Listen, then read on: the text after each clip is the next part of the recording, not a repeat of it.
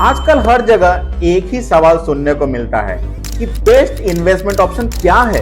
कोई बोलता है एफडी में पैसे डाल दो, कोई कहता है क्रिप्टो से करोड़ों बन जाएंगे और कोई प्रॉपर्टी लेने की एडवाइस देता है। अब कंफ्यूजन ये है कि इन सब में बेस्ट ऑप्शन कौन सा है। तो आज मैं इंडिया के 7 मोस्ट पॉपुलर इन्वेस्टमेंट को रैंक करने वाला हूं, वर्स्ट से बेस्ट तक। तो इस वीडियो को अंत तक जरूर देखिएगा, क्योंकि ये वीडियो खत्म होते होते आपको एकदम क्लियर समझ आ जाएगा कि आपको अपने पैसे कहां इन्वेस्टमेंट करने चाहिए। नमस्कार दोस्तों, मेरा नाम है के राजेश श्रीवास्तव और मैं हूं आपका अपना फाइनेंशियल एडवाइजर।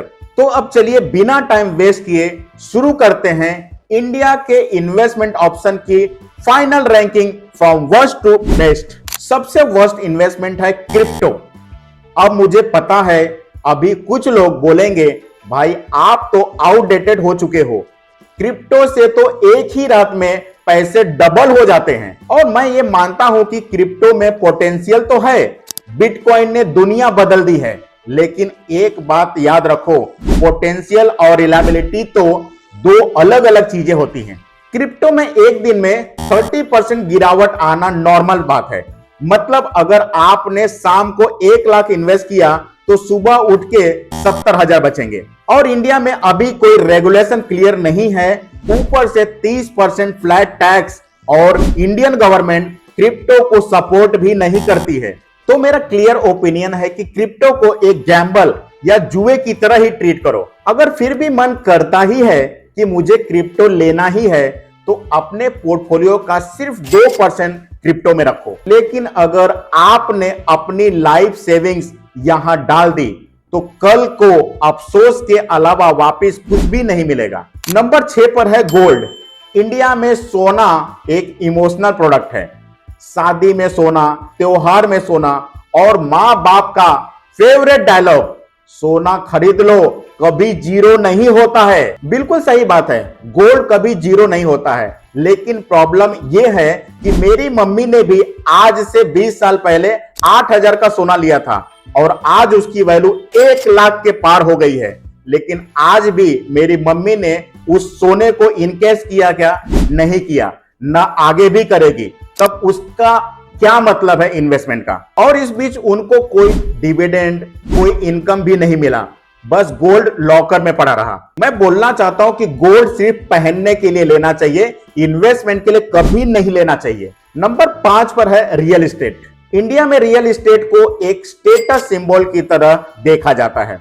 ऐसा माना जाता है कि जिसके पास जितनी ज्यादा प्रॉपर्टी है वो उतना ही अमीर है। लेकिन क्या यही सच है? प्रॉपर्टी खरीदना मतलब मिनिमम 50 लाख से 1 करोड़ के एंट्री टिकट, मतलब आम आदमी के लिए उतना इजी नहीं होता है। अगर आम आदमी उसको लोन पर भी ले ले तो वो सिर्फ 8% का ईएमआई भरेगा और रेंट कितना मिलेगा? सिर्फ 2 से 3% साल का। वो भी अच्छा इन्वेस्टमेंट वही होता है जिसमें लिक्विडिटी हो, यानी कि जब चाहिए तब पैसे मिल जाए। पर अगर हम प्रॉपर्टी में लिक्विडिटी की बात करें तो वो बिल्कुल ही जीरो है। मान लो कि आपके पास में एक 60 लाख की प्रॉपर्टी है और कल आपको 7 लाख रुपए की जरूरत है, तो आप आपका किचन या आपका हॉल तो बेचोगे नहीं, बेचना पड़ेगा तो पूरा का पूरा बेचना पड़ेगा। यानी कि लिक्विडिटी के नाम पर कुछ भी आप नहीं कर सकते। जब भी आपको पैसे की जरूरत है तो पूरा घर बेचना पड़ेगा, और जब आपको पैसे की जरूरत होती है तब आपका घर बिकता नहीं। शायद आपको 6 से 8 महीने या साल भी लग सकता है। और भूलना मत, maintenance, property tax, legal issues, registry charges, ऐसे बहुत सारे हेडेक तो रहते ही हैं। नंबर 4 पर बात करें तो वो होता है फिक्स डिपॉजिट। एफडी को इंडिया में सेफ्टी का पर्यायवाची शब्द बना दिया गया है। लोगों को लगता है एफडी कर लिया मतलब पैसे सेफ हैं। बिल्कुल सेफ हैं, लेकिन सेफ का मतलब रिटर्न भी उतना ही बोरिंग है। आज के टाइम में एफडी एवरेज 7 से 8% दे रही है, लेकिन अगर आप उसमें से टैक्स निकाल दो और इन्फ्लेशन को एडजस्ट कर दो तो रियल रिटर्न बचेगा वो है सिर्फ 1 से 2%। मतलब आपका पैसा लॉकर में पड़ा पड़ा बस अपनी वैल्यू खो रहा है। एफडी को इमरजेंसी फंड के लिए यूज करने तक तो ठीक है, लेकिन अगर आप सोच रहे हैं कि एफडी से लॉन्ग टर्म वेल्थ बन जाएगा तो आप गलत सोच रहे हैं। नंबर 3 पर आता है पीपीएफ। पीपीएफ यानी कि पब्लिक प्रोविडेंट फंड।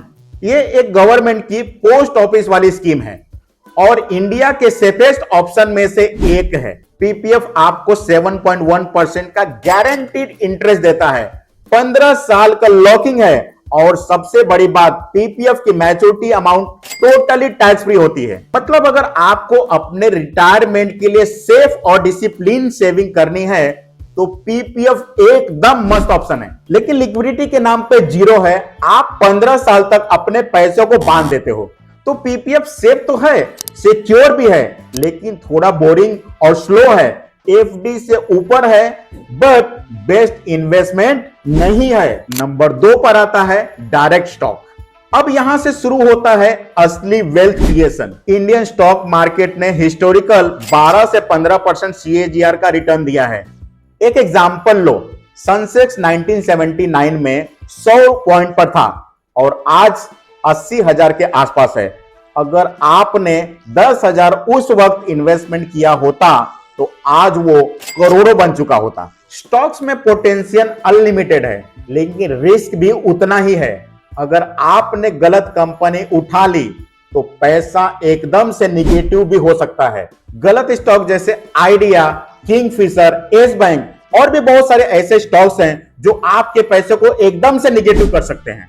यानी कि स्टॉक में नॉलेज, पैसा और टाइम तीनों चाहिए। अगर आपके पास में ये तीनों चीजें हैं तो ही आप स्टॉक से पैसे बना सकते हैं। तो स्टॉक में ट्रेडिंग शुरू करने से पहले अपने आप से ये 3 सवाल जरूर पूछिए। क्या आपके पास स्टॉक की नॉलेज है? क्या आपके पास में अच्छा खासा पैसा है? क्या आपके पास में टाइम भी है? अगर इन तीनों का जवाब हां में आए तो ही डायरेक्ट स्टॉक लेना, वरना सोचना भी मत। अब फाइनली टॉप स्पॉट पर आता है म्यूचुअल फंड। ये आम आदमी के लिए सबसे पावरफुल इन्वेस्टमेंट ऑप्शन है। अब मैं ऐसा क्यों बोल रहा हूं? क्योंकि यहां एक्सपर्ट फंड मैनेजर आपके लिए स्टॉक सेलेक्ट करते हैं, डाइवर्सिफिकेशन होता है और कंपाउंडिंग का मैजिक भी काम करता है। हिस्टोरिकल डेटा के हिसाब से अच्छी इक्विटी म्यूचुअल फंड ने 12 से 15% का रिटर्न दिया है।